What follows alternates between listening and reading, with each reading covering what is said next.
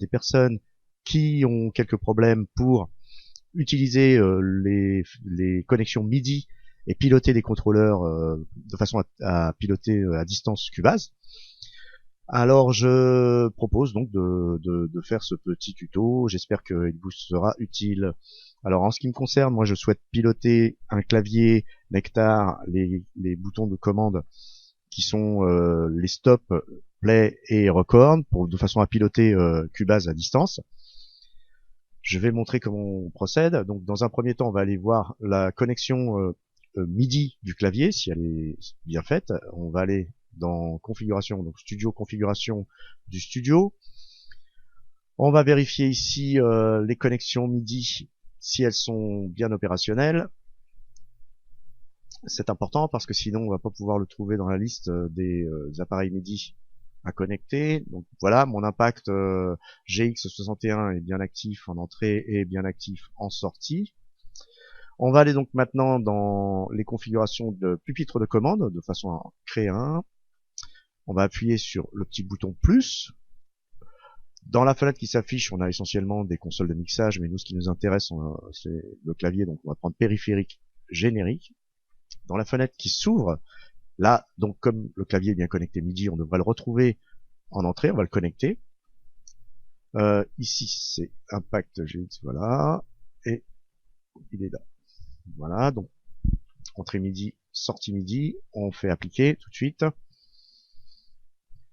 Les fenêtres ici, concernant les informations MIDI qui seront transmises à l'appareil, ici, on a le nom du contrôleur. Le statut MIDI, là il s'agit d'un contrôleur, on va le laisser sur contrôleur puisque c'est ce qui nous intéresse. Le canal MIDI sur lequel l'information est transmise et l'adresse à laquelle cette information est envoyée. Nous avons des valeurs ici qui concernent essentiellement des volumes et les boutons flag ici qui permettent en fait à Cubase de savoir s'il doit transmettre ou recevoir l'information.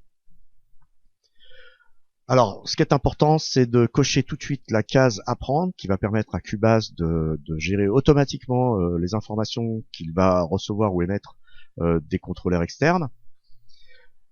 Toutes ces informations qui sont donc le canal MIDI, l'adresse, et donc on va nommer, alors moi, on va commencer par la touche stop du clavier. On va le nommer ici. Stop, voilà.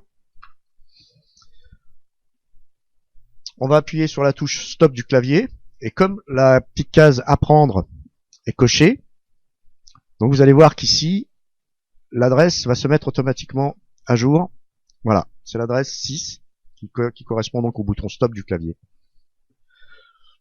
Le canal lui n'a pas bougé parce que le clavier émet sur le canal 1.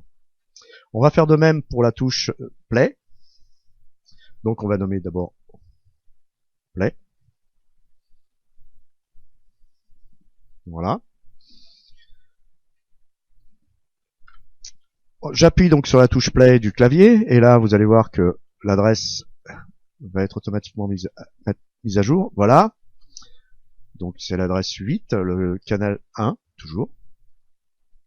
Et on procède de la même manière pour la touche enregistrement qu'on va appeler record.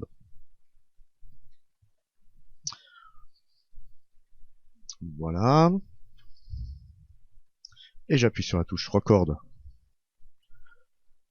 de mon clavier. Et voilà, c'est l'adresse 9.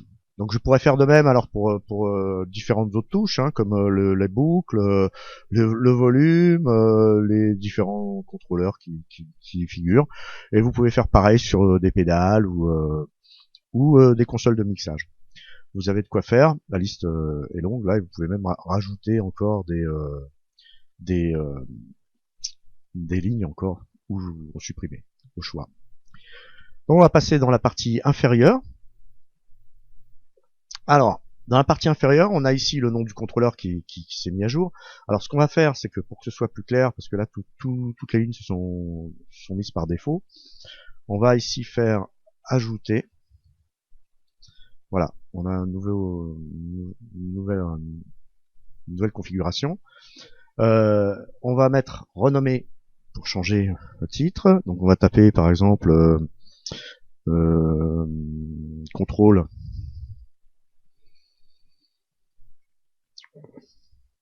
nectar.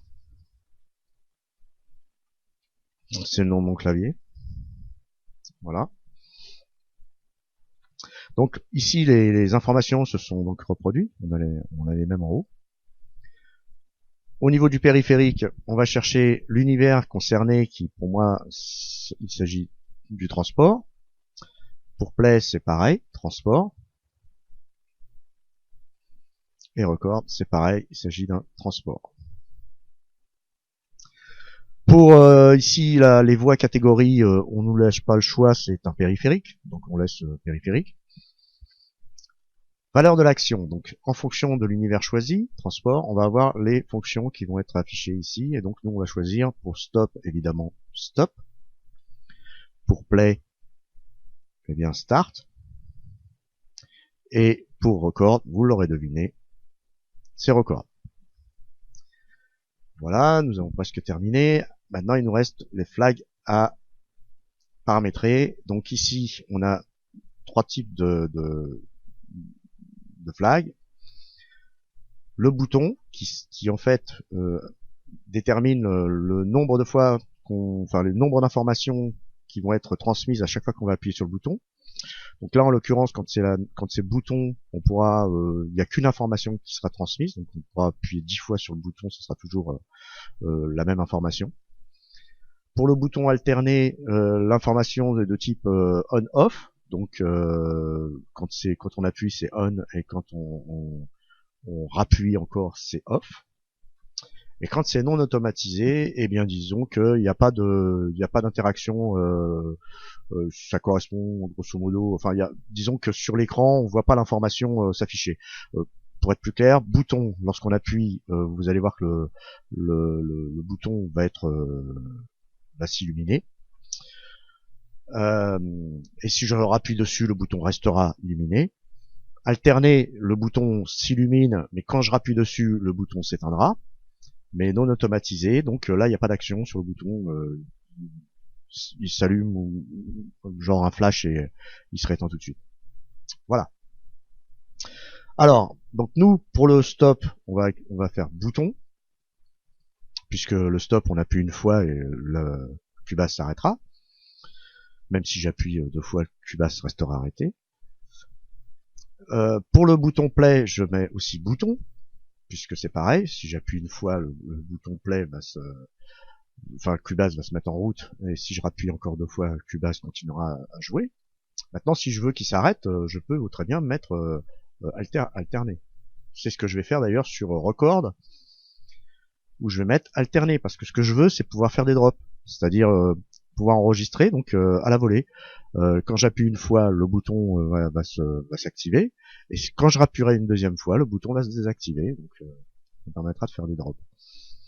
Voilà, donc une fois que j'ai tout paramétré en ce qui me concerne, je vais donc faire appliquer, et puis OK. Alors oui, donc là, on croit que tout a disparu, mais pas du tout, il suffit de simplement aller chercher nos paramétrages. Voilà, donc je fais OK.